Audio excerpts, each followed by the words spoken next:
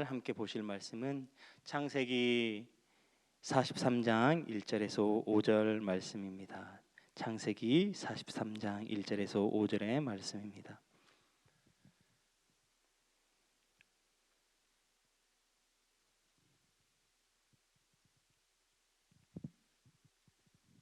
네, 다 찾으셨으면 한 목소리로 함께 읽겠습니다. 그 땅에 기근이 심하고 그들이 애굽에서 가져온 곡식을 다 먹음에 그 아버지가 그들에게 이르되 다시 가서 우리를 위하여 양식을 조금 사오라. 유다가 아버지에게 말하여 이르되 그 사람이 우리에게 엄히 경고하여 이르되 너희 아우가 너희와 함께 오지 아니하면 너희가 내 얼굴을 보지 못하리라 하였으니 아버지께서 우리 아우를 함께 보내시면 우리가 내려가서 아버지를 위하여 양식을 사려니와 아버지께서 만일 그를 보내지 아니하시면 우리는 내려가지 아니하리니 그 사람이 우리에게 말하기를 너희의 아우가 너희와 함께 오지 아니하면 너희가 내 얼굴을 보지 못하리라 하였음이니이다. 아멘. 네. 42장의 말씀에서 첫 번째로 애굽에 다녀온 우여곡절을 겪고 애굽에 다녀온 야곱의 형제들의 이야기와 요셉의 형제들의 이야기와 그 이야기를 들은 야곱의 반응을 보여주는 말씀으로 끝이 났습니다. 그리고 이제 어느 정도 시간을 보내다가 사온 쌀이 다 떨어질 때가 되었습니다. 그래서 43장의 말씀에 이제 다시 애굽으로 가야 하는 상황에 놓이게 되었습니다.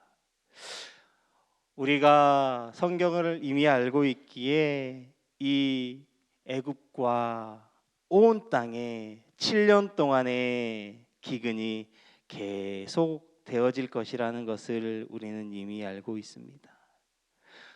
야곱에게 있어서 그 상황은 계속해서 기근이 이어지고 있는 상황입니다.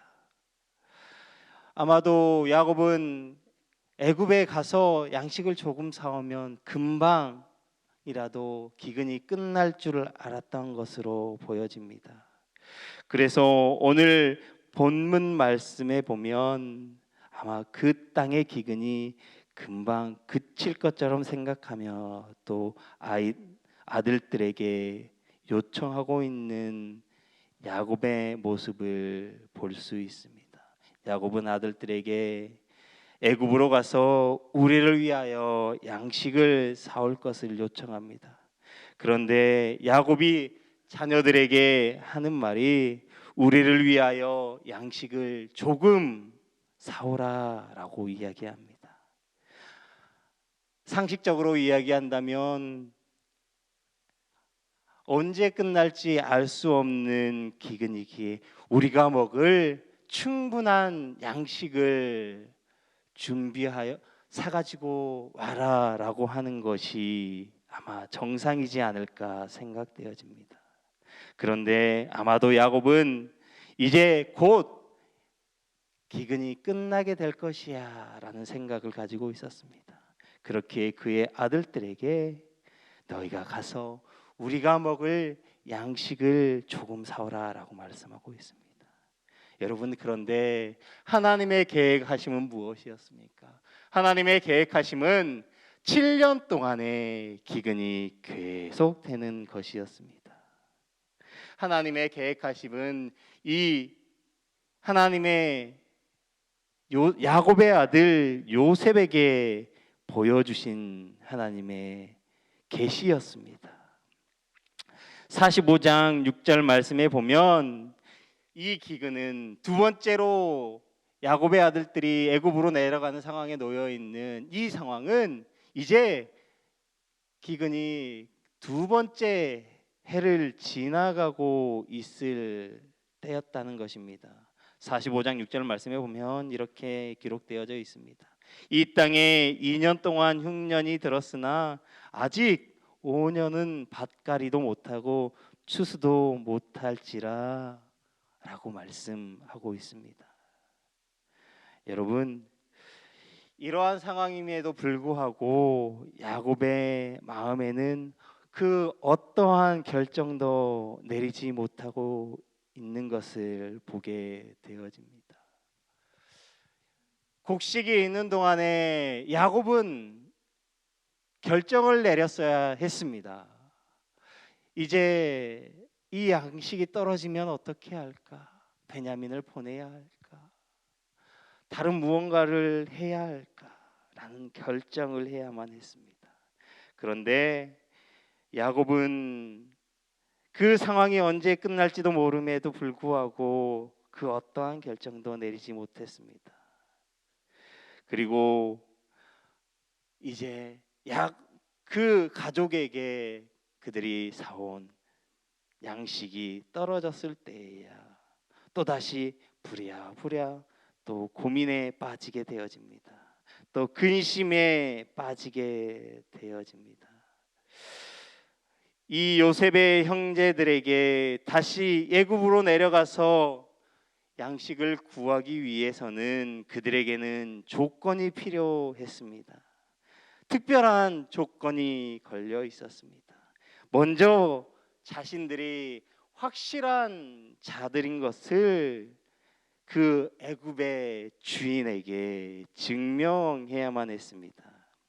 그것을 증명하기 위해서는 그들의 막내 아우 베냐민을 데려가야 하는 것이었습니다. 오늘 3절 말씀에 보면 이렇게 말씀합니다. 그 사람이 우리에게 엄히 경고하여 이르되 너희 아우가 너희와 함께 오지 아니하면 너희가 내 얼굴을 보지 못하리라 하였으니, 야곱의 아들들도 참으로 난감한 상황에 놓여 있습니다. 왜 그렇습니까? 아버지 야곱은 그 아들 베냐민을 보낼 수 없다 하고 그 형제들에게는 베냐민을 데려가지 않으면 그들에게 필요한 그들이 먹을 양식을 살 수 없을 뿐만이 아니라 애굽의 총리 또한 그들을 만나주지 않을 것이기에 이러지도 못하고 저러지도 못하는 난감한 상황에 놓이게 되는 것입니다. 그런데 이때 유다가 나서서 아버지를 설득합니다. 베냐민을 반드시 데려가야만 한다는 사실 때문에 불안에 빠져 있는, 갈등에 빠져 있는 아버지 야곱에게 유다는 조리 있게 대답하며 설득합니다. 오늘 본문 이후에 상황을 보면, 말씀을 보면 유다와 야곱이 대화하는 내용이 나와집니다. 그런데 이 유다와 야곱의 대화가 르우벤과 아버지가 대화하던 내용과는 사뭇 다르다는 것을 우리는 느끼게 되어집니다.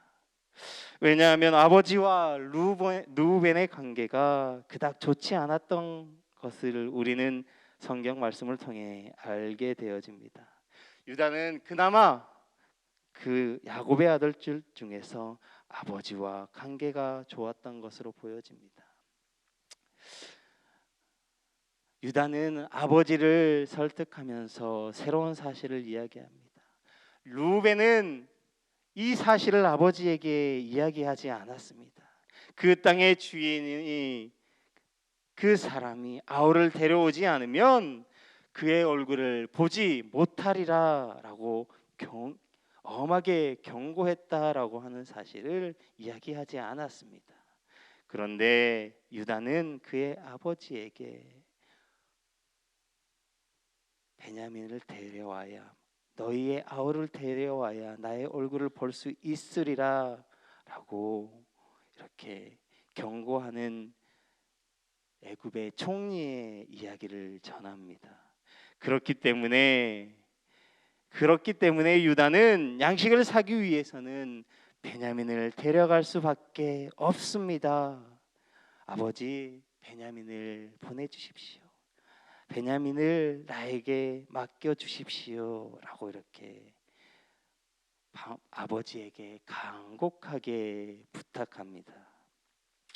오늘 본문의 야곱의 대답을 보면 야곱은 아직도 하나님에게 전적으로 맡기지 못하고 지금까지 그렇게 살아왔던 것처럼 자신이 사랑하는 그 아들을 놓지 못하고 움켜쥐고 있는 것을 우리는 보게 되어집니다.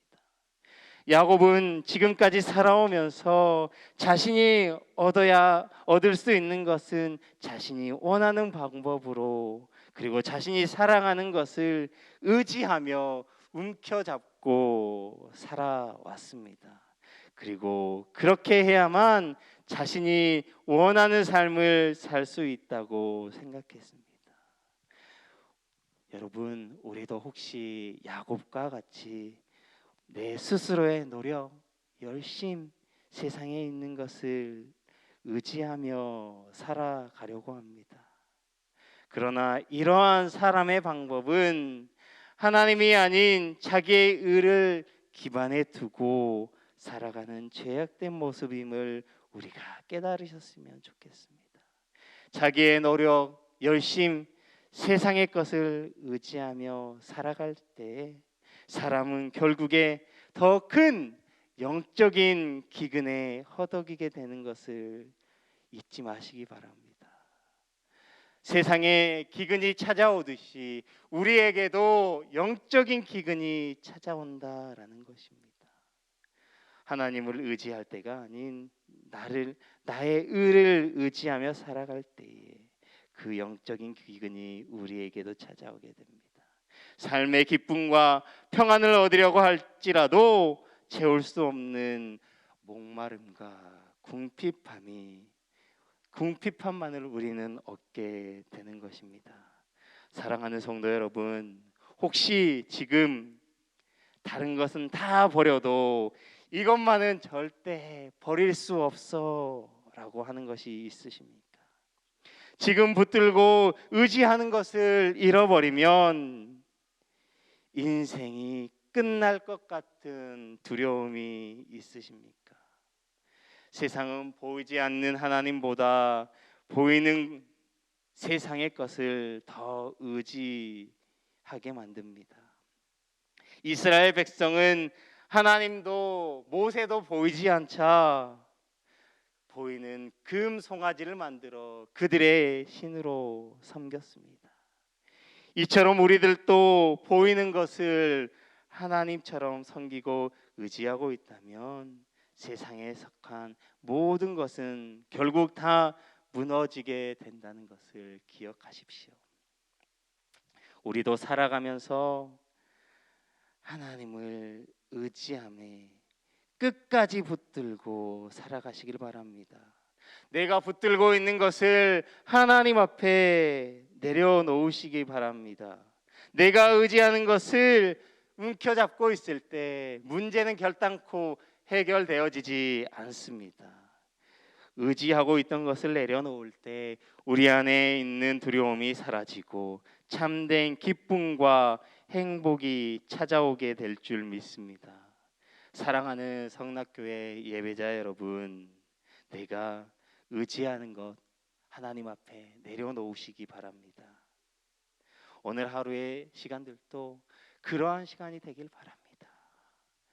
내가 의지하는 것 움켜쥐며 아둥바둥 살아가는 것이 아니라 하나님 앞에 맡겨드리고 나의 삶 속에서 나의 삶을 계획하시고 일하시는 그 하나님을 신뢰하며 승리하는 삶을 사시기를, 그러한 성도님들이 되시기를 주님의 이름으로 축복합니다. 함께 기도하겠습니다. 사랑의 하나님 아버지, 감사합니다. 하나님, 이 시간 우리의 새벽을 깨워주시고 하나님 앞에 나와 하나님의 말씀을 듣고 또 기도하게 하시니 감사합니다. 하나님, 우리는 세상에 살아가며 여전히 나의 것을 의지하고 세상의 것을 의지하며 살아갑니다. 하나님, 그런데 하나님을 의지한 않고서는 살아갈 수 없는 인생임을 고백합니다. 하나님, 우리 가운데 찾아와 주셔서 우리가 의지하고 있는 것을 내려놓을 수 있는 믿음을 허락하여 주옵소서. 오늘 하루의 시간들도 온전히 하나님만을 바라보고 하나님만을 신뢰하며 하나님만을 의지하며 살아가는 귀한 하루의 시간이 되게 하여 주시옵소서. 감사하며 우리를 구원하여 주신 예수 그리스도의 이름으로 기도드립니다. 아멘. 오늘은 사역에 대한 공동 기도문을 함께 교독하며 기도하겠습니다. 성경대로 우리 사역의 지평이 온 누리를 품게 하옵소서. 위원회 사역, 교구 사역, 말씀삼 성경대학 사역을 축복하셔서 말씀과 성령의 충만으로 인격과 일상이 거룩해지게 하소서.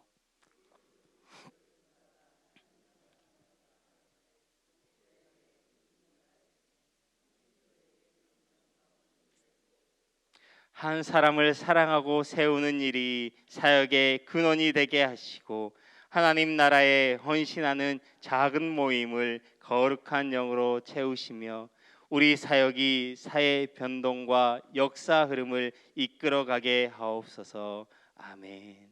함께 주기도문 하시겠습니다. 하늘에 계신 우리 아버지, 아버지의 이름을 거룩하게 하시며 아버지의 나라가 오게 하시며 아버지의 뜻이 하늘에서와 같이 땅에서도 이루어지게 하소서. 오늘 우리에게 일용할 양식을 주시고 우리가 우리에게 잘못한 사람을 용서하여 준 것 같이 우리 죄를 용서하여 주시고 우리를 시험에 빠지지 않게 하시고 악에서 구하소서. 나라와 권능과 영광이 영원히 아버지의 것입니다. 아멘. 이 시간 다음과 같은 기도의 제목으로 기도드리겠습니다. 지금 들은 말씀이 내 삶으로 이어지게 하옵소서. 말씀삼 공동체 성락 성결교회 모든 성도들이 영적 예배를 회복하게 하소서. 2019년 2학기 말씀삼 성경대학 및 전도 폭발 16기 과정을 통해 말씀 묵상의 기쁨과 전도의 열정을 회복하게 하소서. 시애틀 리누드에 세워진 로고스 라이프 교회 및 미션 센터를 축복하소서. 육체적인 질병으로 인해 어려움을 겪는 환우들에게 치료와 회복의 은혜를 더해 주옵소서. 우리나라가 적절한 경제 정책을 통해 경제 위기를 잘 극복하게 하옵소서. 대한민국 가운데 하나님의 정의와 공의가 회복되고 믿는 자들이 더욱 기도하기에 힘쓰게 하소서. 공동 기도문의 기도 제목과 각자의 기도 제목을 따라 기도하시다가 삶의 자리로 나아가시겠습니다.